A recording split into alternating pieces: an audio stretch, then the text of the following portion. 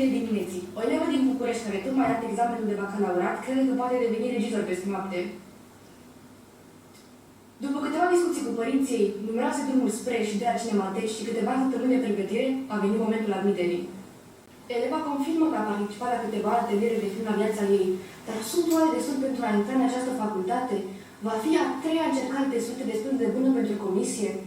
Sunt oare cele 4 filme favorite de pe Letterboxd destul de obscure pentru a deveni regizor? Da, cu tine vorbesc. Hai, spune, te-ai pregătit? Știi că vine admiterea? Ești gata pentru admitere? Ești pregătit? Hai, spune!